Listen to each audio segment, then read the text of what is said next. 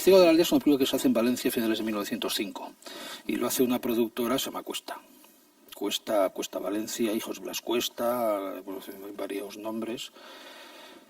Y es la primera ficción que se conserva, aunque parece que hay alguna que otra anterior, pero que no se conserva ni el título, simplemente una referencia en una revista. Ya había hecho varias el director.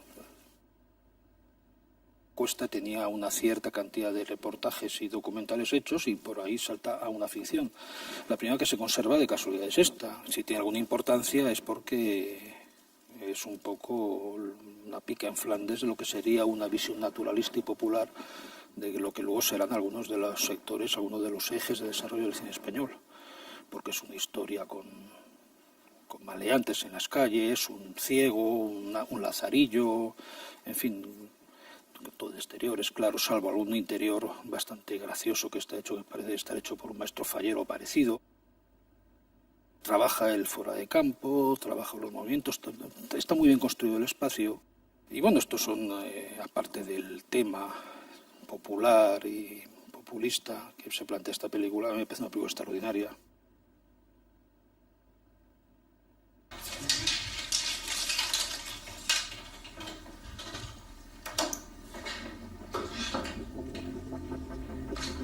Me daba la impresión de que lo que entendíamos hoy por cine quedaba definido por una evolución de lo que los especialistas llamaban el lenguaje del cine.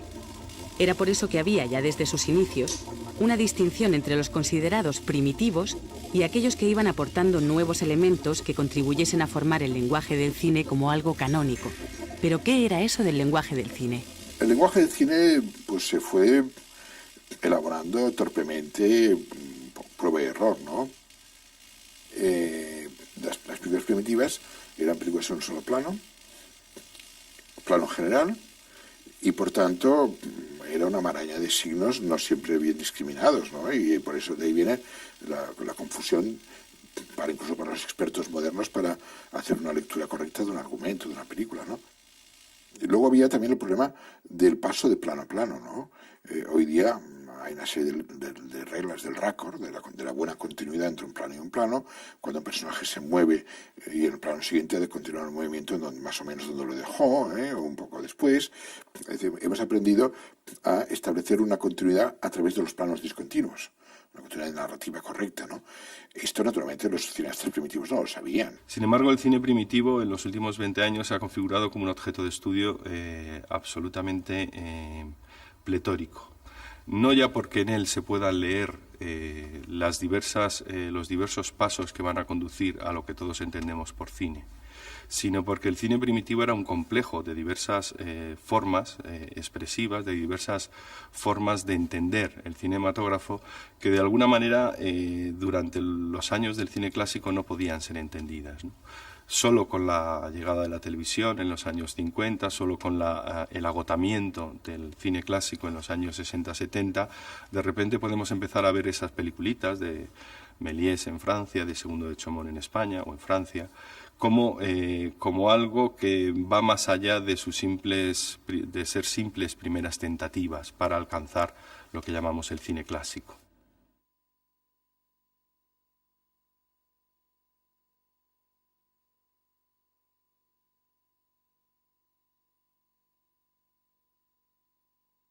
En este momento también se habla como otro de los pioneros más importantes de Chaumont, del turolense Segundo de Chaumont, que propone una alternativa, quizá, vistas hoy desde nuestra perspectiva, una alternativa a lo que podía ser el cine de producción más común, más convencional en la época. Chaumont, más allá de dedicarse exclusivamente al documental, al reportaje o a la película de ficción en sí misma, desarrolló una importante tarea en el campo de la animación.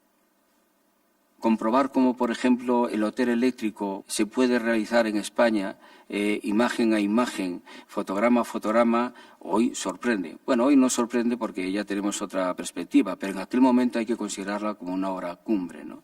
Y estamos hablando de la primera década del siglo XX. Bueno, la relevancia de Chaumont es que era un cosmopolita, o sea, dentro de lo que uno podía ser cosmopolita que en aquella época. Es un señor que está en Cuba, cuando en los últimos años de la colonia española. Y aparte de estar en Cuba, pues luego viene a España, es un aragonés, pues se va a París, está trabajando en París, se mete a trabajar con Méliès y con Pathé, coloreando y haciendo cosas, conoce a una francesa, luego viene a Barcelona, porque entiende que tal, pues estamos hablando del año 2, del siglo pasado, el año 1, no me acuerdo muy bien. Entiende que la cosa en Barcelona está un poco en mantillas y que hay ciertas posibilidades, tanto como para, por una parte, distribuir patés por su parte, como hacer películas.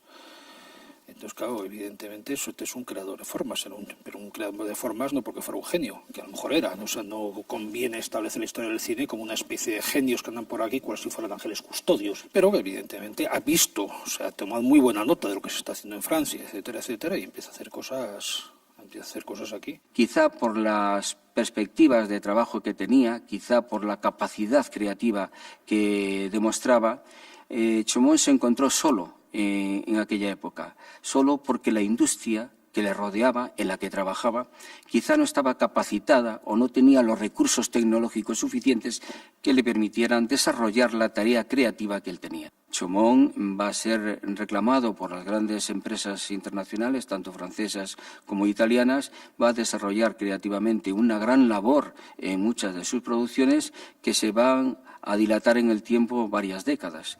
Chaumont es una figura fundamental de nuestro cine y no solo es considerado de esta manera en España, sino en el extranjero también.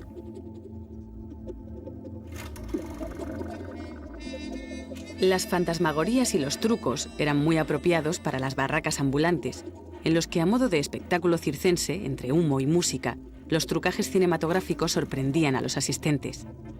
Rápidamente fue creciendo el público, hasta que el espectáculo cinematográfico se fue asentando en salas más estables. Casi no podía hacer memoria para recordar que los cines no siempre han sido multisalas. Pero ¿cómo serían los espacios en los que el cine se asentó en sus inicios? En la configuración del lenguaje cinematográfico en los primeros tiempos es muy importante el espacio donde se desarrolla el espectáculo. El que sean teatros o salas de variedades que incluyen otro tipo de representación y que introducen, o bien como fin de fiesta, o bien como complemento o intercambio entre pase y pase, entre escena y escena, como intermedio, proyecciones cinematográficas, van a servir para que el cine vaya succionando, en cierta medida, sus códigos narrativos, estéticos y el público. Lo que tenía que intentar los productores, el embrionario cine de aquella época era, pues como ahora mismo, ¿no?, conseguir la mayor cantidad de espectadores posibles. Aunque el público siempre ha estado, contrariamente a lo que se dice, el público no es una entelequia, una entidad general y abstracta. Hay públicos que tienen que ver con nivel educativo, nivel económico, etcétera, etcétera. Había que traerse también a las salas de cine a espectadores más burgueses, más de buen tono, etcétera, etcétera. La manera de engancharles era también el teatro, pero un tipo de teatro que tuviera que ver con los espectáculos teatrales que esta gente veía en las salas.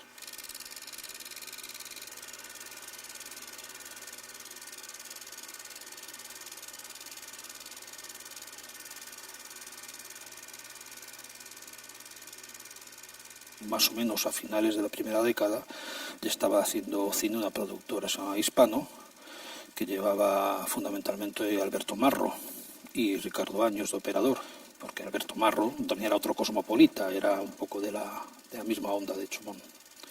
Y hacía algunas películas Marro bastante interesantes en aquella época, que seduce de las 3 o 4 en guerrilla que quedan, como de costumbre.